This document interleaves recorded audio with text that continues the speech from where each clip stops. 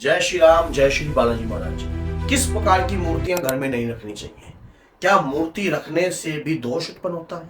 क्या आपके घर में दिक्कत समस्या खड़ी हो जाती है और मूर्ति का प्रभाव भी पड़ता है आपके ऊपर, आपकी बॉडी के ऊपर? देखिए, आज मैं आपको सारी जानकारी दूंगा कि इस प्रकार की मूर्तियां आपके घर में नहीं होनी चाहिए।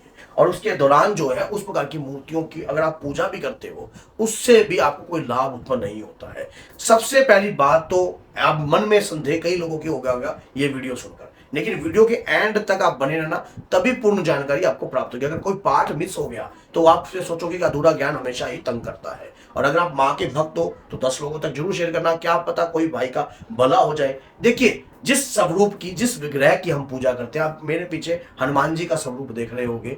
अगर आप इस प्रकार से घर के अंदर मूर्ति को आप स्थापित करते हो और आप किसी के साथ जाकर मूर्ति को परचेज कर ले आते हो और ले आने के बाद उस मूर्ति का नियमित रूप से कार्रवाई आप स्टार्ट कर देते हो, आप 1 महीना, 2 महीना, 3 महीना, 4 महीना लगातार आप इस मूर्ति का श्रृंगार करते हो, उसके बाद जो है कार्य करते हो और उसके बावजूद उसे छोड़ देते हो करना, तो जो शक्तियां होती हैं, कहते हैं कि बाबा जो है ना, बाबा के जो दूत होते हैं, जो वीर होते हैं, फिर उन्हें इस बात की तकलीफ होती है। कई बार कई लोग ऐसा करते हैं कि कहते हैं कि नवा नवा कोई धर्म को धारण करता है तो उसके दौरान जो वो पूजा पाठ करता है, अटूट करता है, लेकिन बाद में उन्हीं चीजों को वो बीच में छोड़ देता है। अब उस मूर्ति की पूजा नहीं होती, उस तरीके से कार्रवाई नहीं होती, उस प्रकार से बाबा का श्रृंगार नहीं हो रहा है, उस प्रकार से माँ का श्रृंगार नहीं हो रहा है। इसी प्रकार से जैसे माँ का स्वरूप आप ले आए हो, तो इस प्रकार से अगर आपने कोई स्वरूप लिया है तो श्रृंगार भी आप ही कर रहे हो। तो इस नियमित को आप जो नियम स्वयं बनाकर करोगे, उसी से जो है आपका कल्याण होगा। और अगर आप मूर्तियों का ऐसा कार्य नहीं करते हो तो इससे दोष उत्पन्न होता है। इसीलिए इतनी मूर्ति आपके घर में रखना जो है स्वाभाविक होती है। अगर आप इतनी बड़ी मूर्ति रखते हो तो उनकी सेवा लगती है। अगर उनकी सेवा आप करते हो, कंटिन्यू सेवा करते हो, तो आपको किसी भी प्रकार का कोई नुकसान नहीं है। अब सेवा का बात सुन लीजिए।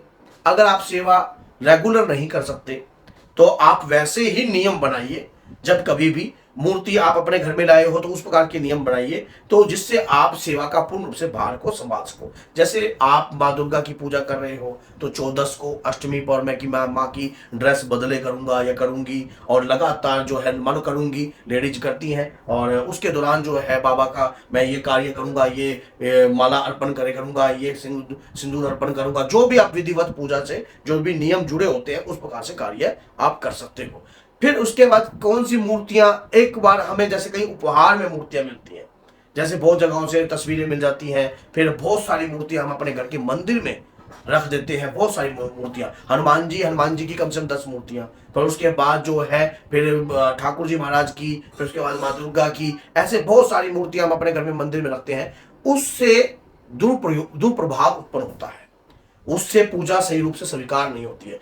एक मूर्ति की सेवा पकड़ लीजिए। कई लोग गिफ्ट करी हुई मूर्ति देते हैं, तो ऐसे में आप उनकी पूजा, सिर्फ ठाकुर जी महाराज भी कई लोग गिफ्ट करते हैं, तो जो व्यक्ति गिफ्ट कर रहा है, जिस स्वरूप को गिफ्ट कर रहा है, पहली बात तो जब करना चाहिए जब देखे कि भैया हम जिस स्वरूप, जिस विग्रह को हम दे रहे हैं, सामने वाले, देखो कहते हैं कि हीरा होता है ना, हीरे की परख जो है वो जोड़ी जानता है, बाकियों के लिए तो वो एक पत्थर के समान है। इसी प्रकार से जो भक्ति मार्ग में होता है या वाक्य में ही लगता है कि ये जो व्यक्ति है पूजा पाठ करता है, तो गिफ्ट इस प्रकार के वहां पर देना चाहिए। मैं एक भक्त के घर चला गया तो उसके घर के अंदर क्या था, वो बहुत संस्था से जुड़ा हुआ था, बालाजी की संस्था से जुड़ा हुआ था। उसके घर में उसने वैसे ही अचानक अपना मंदिर मेरे को दिखाया। उस मंदिर में मूर्तियां लगी हुई थी कि सेवा समिति की मूर्ति, ये फलाना ये मूर्ति, वे फलाना ये मूर्ति। मैंने उनको कहा कि आप जो पूजा करते हो क्या ये गिफ्ट करी हुई मूर्तियों की पूजा करते हो? कहता हाँ जी, हनुमान बाबा तो एक ही है जी, ये है वो है। मैंने कहा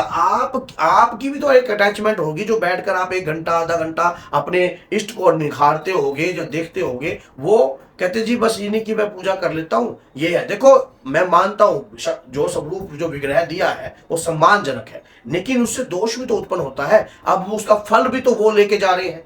और उसके दौरान जो है ये जो स्वरूप आपको देते हैं, अब जैसे मेरे पीछे भी आपको हनुमान जी का स्वरूप है, ये मैंने लगा रखा है, लेकिन यहाँ मेरा कोई मंदिर नहीं है, समझ गए, लेकिन मैं बाबा का विग्रह अब सामने आपके सामने लगा हुआ है ना, तो उसी प्रकार से लेकिन जो मंदिर में आपकी पूजनीय स्वरूप होते हैं उनके आपको आदर और भाव से पूजा करनी चाहिए। अगर आप नहीं करते हो तो उससे दोष उत्पन्न होता है। ऐसा ही माँ दुर्गा का कई लोग क्या करते हैं, मूर्ति बड़ी ले लेते हैं, लेकिन बाद में शुरू में तो श्रृंगार करते हैं, बाद में सारा कार्य करते हैं, लेकिन बाद में वो सब चीजें छोड़ देते हैं। इससे दोष उत्पन्न होता है। दोष उत्पन्न होता है तो आपको भी दोष लगता है।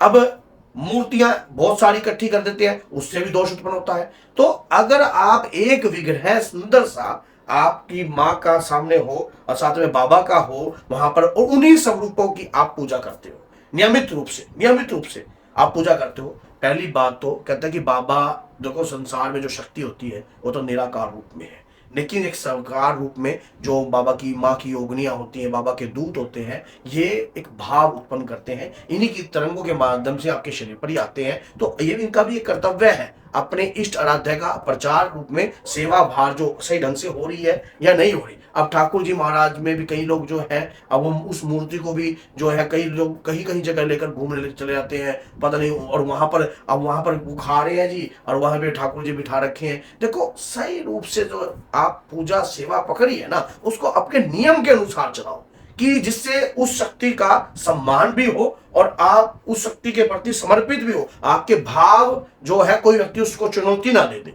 अब मान लीजिए, अब एक लड़की ने माँ दुर्गा की स्वरूप रख रखा था अपने घर में। जब वो शुरू में उस मूर्ति को लेके आई तो उस मूर्ति की उसने ड्रेस भी बदली, चूड़ियां भी बनाई, सब कुछ किया। बाद में 1.5 साल तक उसने फिर कोई ड्रेस नहीं बदली, उसने ना ही कोई चूड़ी ना कोई कुछ, बाद में वैसे ही चलती रही। तो उसके शरीर में ना क्या कहते, पहले मुझे अनुभव होते थे, फिर बाद में मेरे को ये होता था, फिर बाद में मेरे को मानो एहसास होता कि कोई है, अब मेरा मन ही नहीं करता पूजा करने का। पूजा करने का कहां से मन करेगा जब आपके अंतर में जो भाव होते हैं वो आपने रोक दिए हैं। उन भावों को, आपका जिस स्वरूप से आप प्रेम करते हो उसके प्रति जो है भाव आपके अटूट होने चाहिए। उसके बाद देखना आपकी अपने आप जो है तकदीरें बदल जाती हैं, लाइफ में चेंजिंग आ जाती है। कभी भी घर के मंदिर में ऐसे कार्य नहीं करने चाहिए। और इस प्रकार के जगह जगह फिर बहुत सारे देवताओं की हम मूर्ति रख लेते हैं। क्या सभी देवताओं के आप नाम लेते हो? क्या सभी देवताओं के आप नाम लेते हो? नहीं लेते ना। आप एक मूवी लगी थी नरसिंह मूवी, उस मूवी के अंदर कुछ बातें बताई थी। उस मूवी में उन्होंने सिर्फ जो प्रहलाद था उसने श्री हरि का ही ध्यान किया और देवता का ध्यान नहीं किया। तो श्री हरि की कृपा आई, जहां भी उनको मारने का प्रयास किया श्री हरि की कृपा ने, श्री हरि ने उन्हें बचाया। तो इसी प्रकार से सभी देवी देवता का हम सम्मान करते हैं, लेकिन जिस विग्रह से आप प्रेम करते हो वो आपका, उनके बीच में और कोई तीसरा नहीं होना चाहिए। और ऐसे ही विग्रह से जिसे अटूट प्रेम हो जाए आपका, जिससे अटूट प्रेम हो जाए और वाकई में उनके आप श्रृंगार करते हो, पूजा करते हो, पाठ करते हो, ये इंटरनल वॉइस है आपके अंदर की आवाज कि हाँ मुझे ये नियम बनाकर करने हैं। अगर आप कुछ दोष उत्पन्न खुद करते हो तो, और कई लोग तो ऐसे होते हैं जिनके दीपकों के अंदर कालापन खड़ा रहता है, उसके दौरान जो है लोटा जो है बिल्कुल मैला रहता है, लोटा बिल्कुल ही, पूजा के बर्तन बिल्कुल राख से शुद्ध होते हैं, उपला लीजिए, उसको सुलगा लीजिए, धुआं निकल जाएगा, राख एकत्रित कर लीजिए,